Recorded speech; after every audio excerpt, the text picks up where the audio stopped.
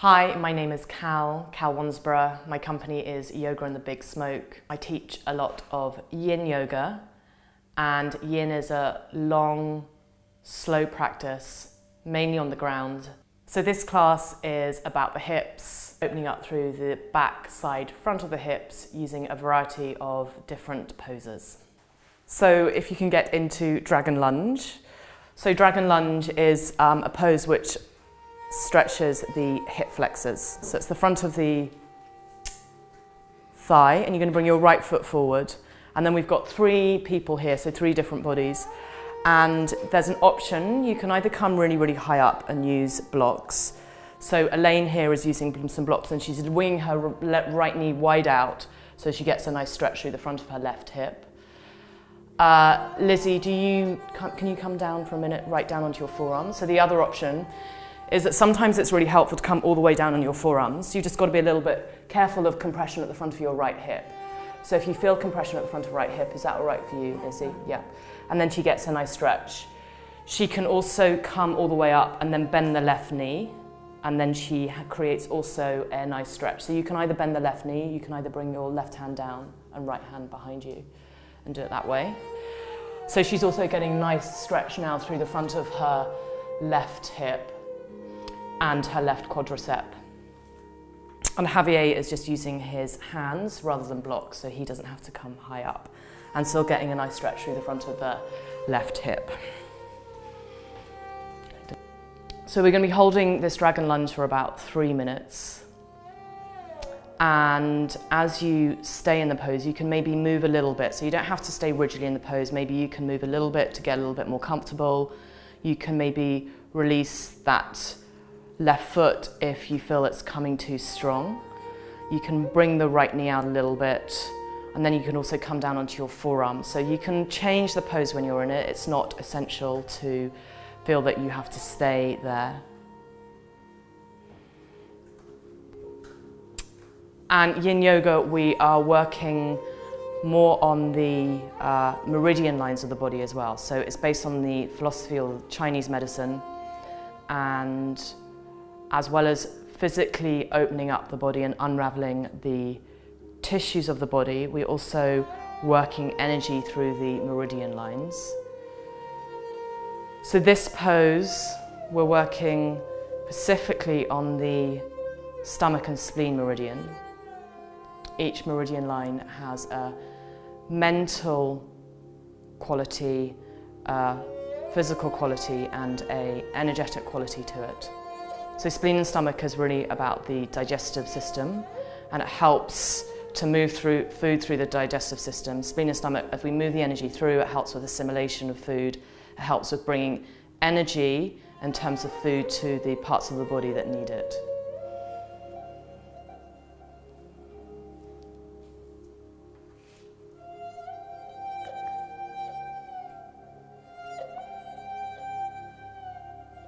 So we're just coming up to the last few seconds.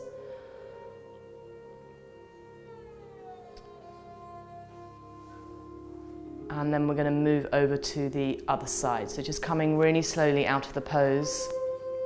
You want to really take your time coming out of the poses, there's no hurry.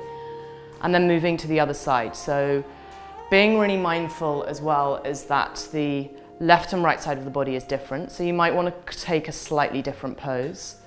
Sometimes that right knee the right knee down on the floor can be a little bit painful, so you might want to take something underneath it. Do you want something underneath it, Elaine? I don't know if that helps, but... And then again, so Elaine's choosing to use the block so that she's a little bit higher up, so you can get the access to the front of the right hip. The left knee is winging right out, so she can access that hip, and this really stops her getting compression through the front of the left hip. So compression is when bone hits bone, and you can get a lot of compression through the front of the hips. And this is particularly in the hip opener pose, where like Dragon Lunge, and also we're going to come onto half pigeon, that you really want to try and avoid that compression. Lizzie again is choosing to take her right foot up, so she's getting a really nice stretch through the front of the right hip, And then also, as she bends the right knee back, she's going to start to get a stretch through the quadricep as well. So you're getting it a little bit through the front of the right thigh as well. And then Javier, again, choosing just to come down on your hands. You don't want to block or anything, Javier? You don't want to block? Okay, good. So just being really mindful, some people have really different left and right sides of the body. So you want to really land the pose into your body and not your body into the pose. So you're constantly in yin, listening out for your body and feeling into it. And really, it's mainly so important. You can see here there's 3 different bodies and they're all in slightly different poses. They all look slightly different. So the importance for yin is not so much about how it looks, it's much more about the function of the pose. So you want to feel a nice stretch in the front of your right hip, and it doesn't matter what it looks like. In yin, we're using what I like to term as yin breath. So it's not a controlled breath, it's just a gentle flow in and out, inhale and exhale of your breath. You're not trying to create any control.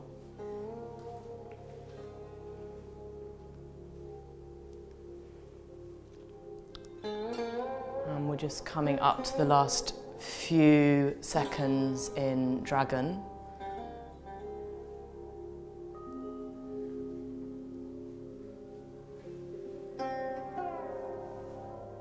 And now very slowly we're going to move into half pigeon or sleeping swan. So sleeping swan.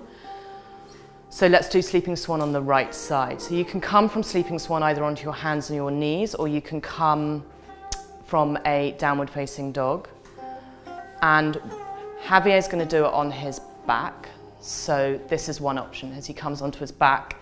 And you kind of want to feel that you're really nicely relaxed. So if you come onto your back, you're going to bring your right ankle over your left knee, and you can take your hands around the back of the left thigh or from the front of the left knee. And you're still getting a really nice stretch. The half pigeon or sleeping swan, where you want to get a really nice stretch through the back right butt cheek. So you do feel it through there. Great. Lizzie is choosing just to do, this looks probably the most classic sleeping swan. She's got her right foot a little bit down underneath her left hip, and her pelvis is really level. You can see with Elaine the pelvis is slanted, so we're going to come on to Elaine in a while. And then Lizzie's just got her head rested down onto the mat, so she feels really nice and relaxed, and she's getting a really nice stretch through the back of the right hip. So we're stretching now through the back of the right glutes and the rotator muscles. And then coming on to, actually, Lizzie, do you want to block underneath your head? And then coming now onto Elaine. So Elaine has actually got a really slanted pelvis. So you can see that the slant of the pelvis is like this, and she's choosing to sit right down onto that right butt cheek. So this means that she comes into, so sleeping swan is a combination of external rotation of the hip and then flexion of the hip. And she's choosing to come into more external rotation, fold herself forward. Her right foot is right up here, so her shin is parallel to the front of the mat, whereas Lizzie's foot is right down here. And then the pelvis therefore comes a little bit flatter. And she's got a nice stretch through here. Do you want to have a block underneath your head, Lane, or not really? And then here the back leg is obviously, because of the slant of her pelvis, obviously externally this comes out a little bit, and is because the pelvis is not flat, the leg comes out, and there's a little bend in her left knee. But that's fine. You know, you're nice and comfortable, aren't you? Mm-hmm. And she's got a really nice stretch through the back of the right hip. Equally, this pose really works for Lizzie. She's really nice and comfortable, and she's got a nice stretch. So you're really working with two very different bodies and two fairly different poses, and how, in terms of how they look, but you're still getting that nice stretch.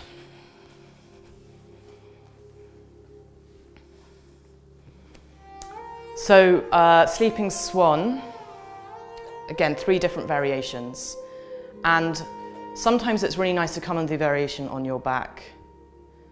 It's just a different option, it's a slightly different stretch. And then notice in your sleeping swan that you kind of want to relax the shoulders. So you want to soften a little bit through the shoulders and soften through the jaw.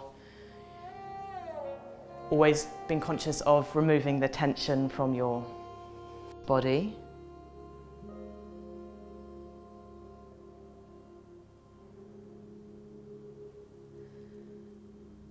So in this particular pose, we're working on the liver and gallbladder meridian. So that comes on the lateral side of the legs. And liver and gallbladder is all about the energy of creativity, the energy of spring. Got spring at the moment, so that energy that harnesses spring, and it's all a little bit about change. It's the energy that bud comes into a flower, so that's that really powerful, strong energy.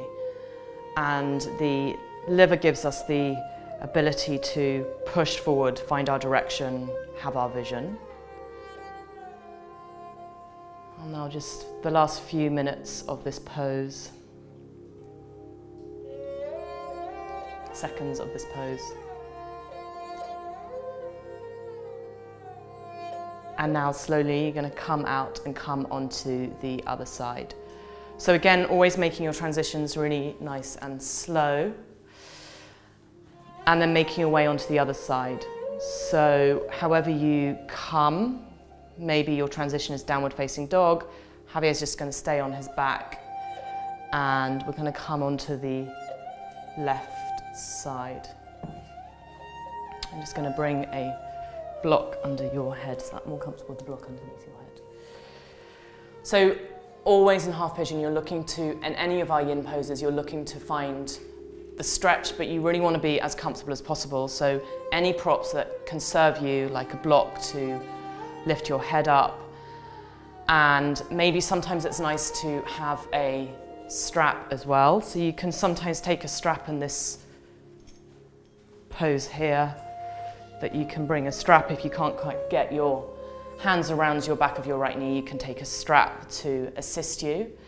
And it's always, if that doesn't work for you, then don't worry, I'm just trying to show. So comfort is the most important thing in yin, as in you want to be comfortable. So when you're comfortable, you relax into the pose. And then when you relax into the pose, you stretch a little bit further than the muscle and come into the connective tissue or the fascia of the body. And that's really what we're trying to do. We're trying to open up through the fascia. And fascia requires long, held, slow, passive stretches. Muscle, we want to have dynamic, repetitive motion. It's a little bit like teeth. If you think about teeth, when they have braces, and in order to move the teeth, the braces are put on for a long period of time and these teeth slowly move. If we use dynamic motion to the teeth, they're just gonna, if we wobble the teeth, they're just gonna fall out. So fascia is a little bit like teeth. It's really dense and it requires that passive, gentle, unraveling, slow stretches. So again, Lizzie's just got a very classic sleeping swan. You can see her right foot is a little bit underneath that. Her left foot is a little bit underneath her right hip. She feels nice and comfortable. The most important thing in this pose is not to get it into your knee joint. So you really want to protect your knee joint. And actually, the safest way to have your knee is actually exactly like how Elaine has it at right angles. So her knee is like that. And this is putting the least amount of rotation on your knee. So we don't want to rotate the knee joint, and that serves as bringing the least amount of rotation onto the knee. They all look very comfortable.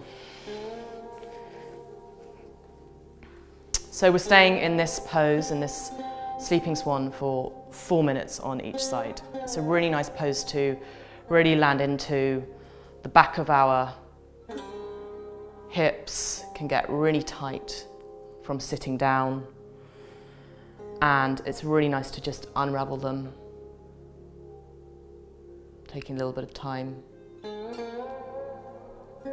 In Yin, most of our body is on the floor, so it's a very nourishing and a very grounding practice.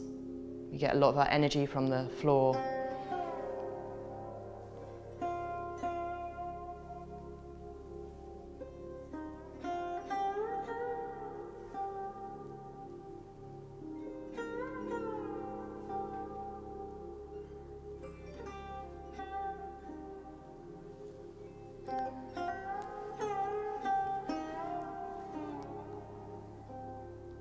So in Yin, there's a stillness, and we're trying to find the motion, the movement in the stillness, finding the inhale and the exhale, and really tapping into the natural rhythms of the body, heartbeat, breath, and then the natural rhythms of life, so night and day, the seasons, and then harnessing the energy of nature. Okay, now really slowly coming out of that pose. And we're going to move directly into a half saddle. So half saddle is a little bit more complicated pose to set up. It requires a lot of internal rotation. So I'm going to bring a bolster and I'm going to set Javier up first. So you're going to bring that block down. So Javier is going to use some bolsters. Is that okay for you? So the idea about half saddle is to get a nice stretch through the front of the left thigh. So we're getting a stretch through here.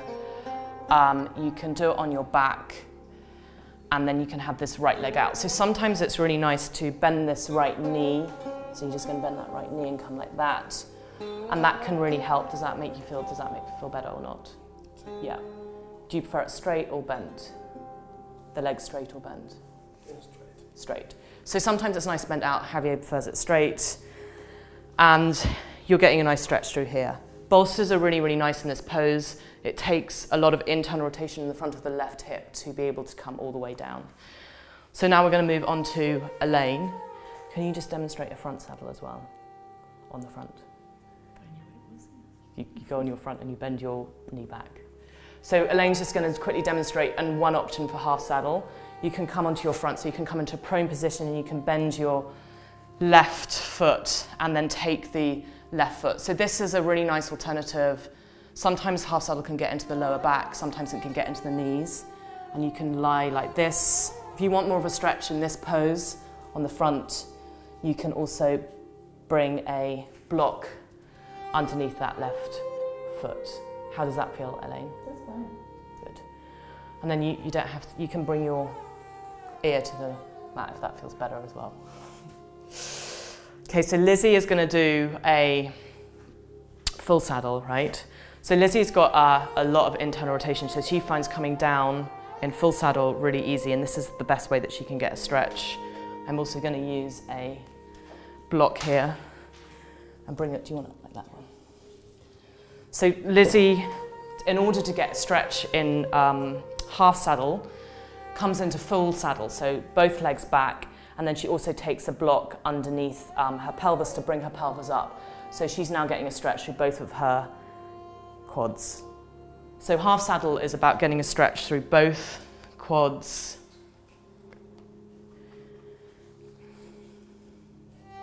So front of the thighs, we have 4 quadricep muscles. You can also maybe feel it a little bit in the front of the left hip as well. So one of the quad muscles, the rectus femoris, is also a hip flexor, and so you might get it a little bit up into the front of the hip, so you might feel it a little bit up through there as well.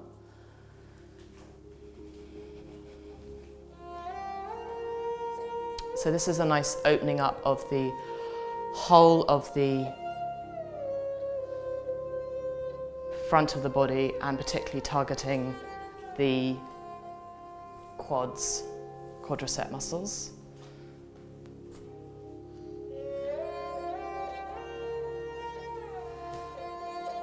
Okay, and now we're going to really slowly come out and come onto the other side. So we're staying 3 minutes in half saddle on each side. Lizzie's going to stay in full saddle because she's very comfortable there, aren't you? And Elaine's going to move over, Javier's going to move over and come into the other side. So sometimes, I'm just going to give Javier as an example, sometimes you might in half saddle have a really, get a real pain in your foot. So you need to bring something underneath your ankle joint. So you need to raise your ankle joint. So this just means as you come back, is that better? It's kind of good to get a towel or something to roll something underneath and bring it underneath your, so you need to bring it right underneath your ankle rather than your foot, because you don't have the ability to point your foot so much and the ankle is getting in the way, so you get compression in the back of your ankle. So you want to bring something underneath which lifts the ankle joint up, and then your foot is a little bit more comfortable, and it can be more comfortable like that. Again, always you have the option, I show this because I really like this option, of bending that left knee out and feeling the stretch through there, or you can have that right leg straight, which is that your preference? Yeah. So I'm always looking, when I'm teaching, is always looking for people's preference, and you're never really going to know a person's preference unless you talk to them, unless you create a dialogue, because I can look at somebody's body, but I need to know, I need to speak to them and see which they prefer, if they're still feeling the stretch in the right area. And that's just what really Yin is about. So it's very much about creating a dialogue. It's very much about exploration of different people's bodies to find what really works. I know these students quite well, so I kind of know what they're familiar with and their preferences, but new students, you definitely need to talk to them. So half saddle, you're still working on the front line of the body, so you're still opening up through the stomach and spleen meridian.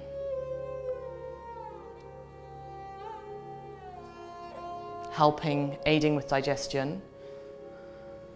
And then stomach and spleen is also about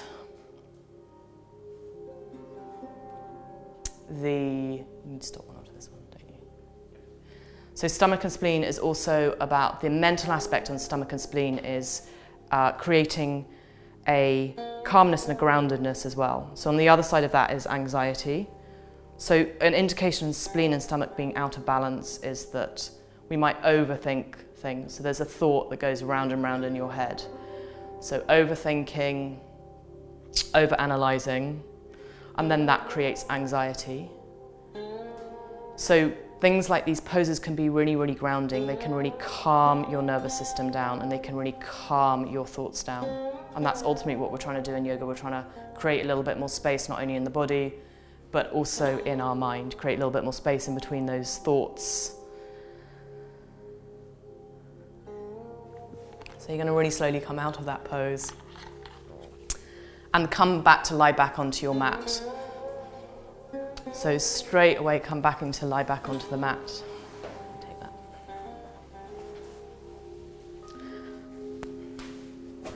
And so last kind of hip opener, we're going to move into a banana. So banana is a really simple pose. Let's move over to that side first. So you're going to move your feet over, and then arms over your head, and then just curving the right way. So banana is a really nice pose to open up through the back of the left hip and open up through the top of the sacrum. This is a really nice stretch to the whole of the left side of the body, so you're getting a really nice lateral stretch to the body, and depending on the student you're going to feel it in slightly different places. So where are you feeling it, Elaine? Going to feel anything? Yeah, so she's feeling it through the sideways here. Lizzie, where are you feeling it? Or sideways here as well. So it's a really nice stretch to the top of the left hip, and it's kind of the back of the top of the left hip that really is nice to get to here. It's the QL muscle, the quadratus laborum muscle, which is really nice to stretch out. That's used in a lot of hip extension, so bending the leg back, and a lot of back bends, and it can get really nice and tight. So it's a really nice opening through here. You're also stretching down through the that whole left side of the body. And you can also sometimes feel it into the IT band, so that iliotibial band, which is a really thick band of fascia. So the IT band wraps all the way around your leg, and it's particularly heavily layered on the lateral side. So this can also create a nice stretch through here.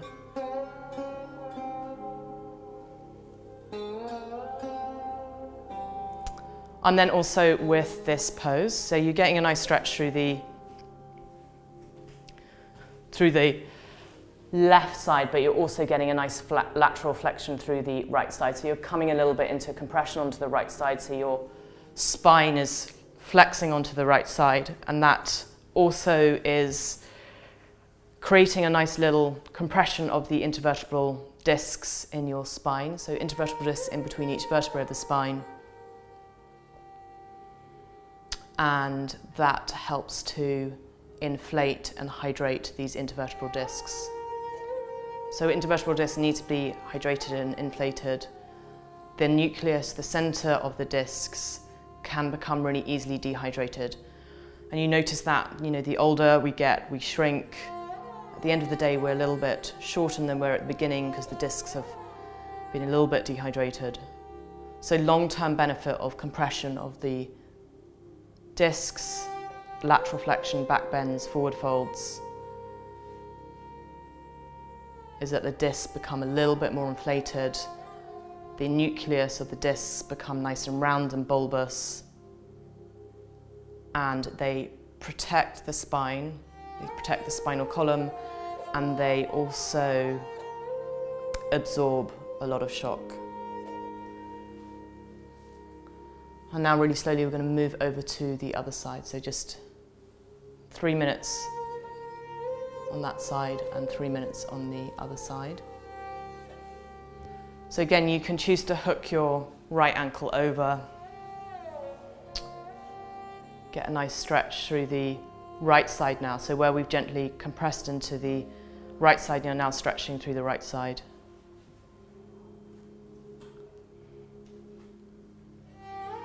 And you can play a little bit with banana. So you can either bring your arms a little bit over more to the right, and you don't have to move your feet over to the left so much. So if you move your upper body, I'm just going to move your upper body a little bit more. So if you move your upper body and bring your legs back, then you'll probably get it a little bit more into the upper bit of the body. And then if you move your legs, you'll probably get it down into the lower bit of your body. So you can have a little play, and you can target the stretch into a slightly different area. So Lizzie, I'm going to move your feet a lot more, and you just maybe feel it down. Do you get it more down into the legs?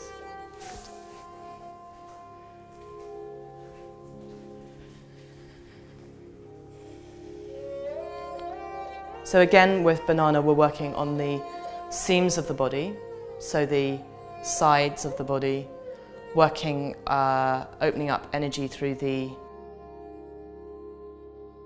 liver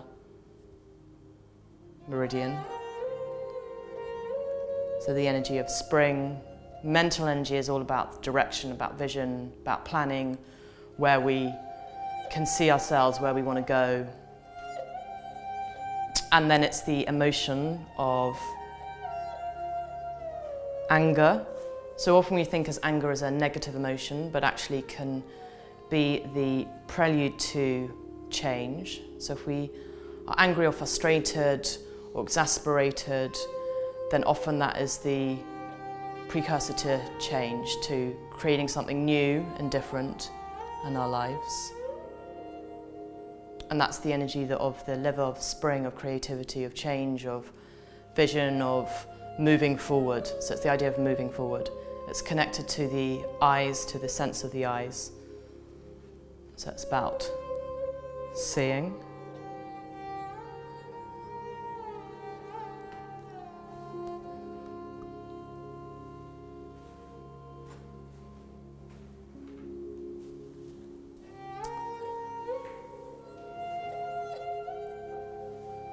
And now really slowly you're going to come back into center and you're going to make your way into your final relaxation.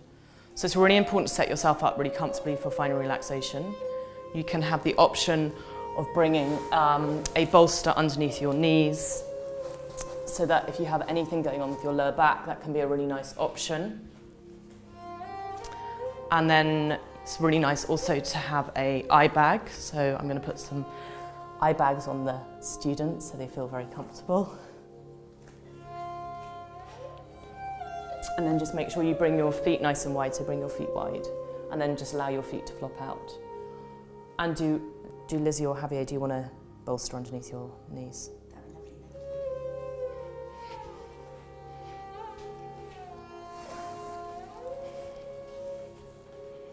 So a bolster just really helps to sink the sacrum down onto the floor.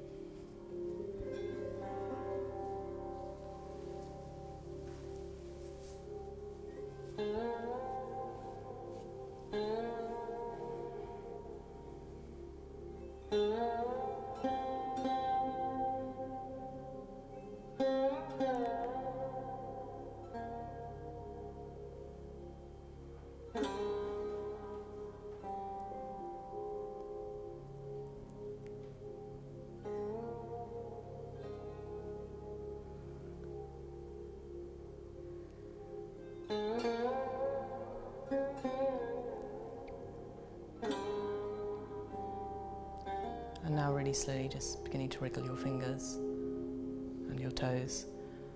Coming really slowly out of your final relaxation, bringing your arms over your head and giving yourself a really nice big stretch. And then hug your knees into your chest.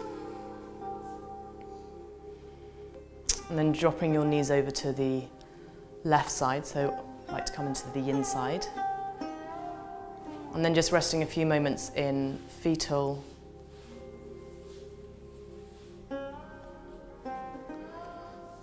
And then slowly making your way up into a comfortable seated position.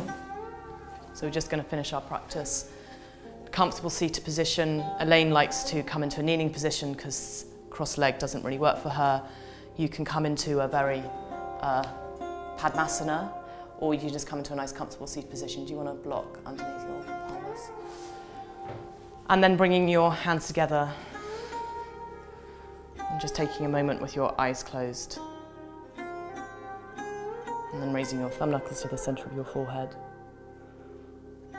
Namaste.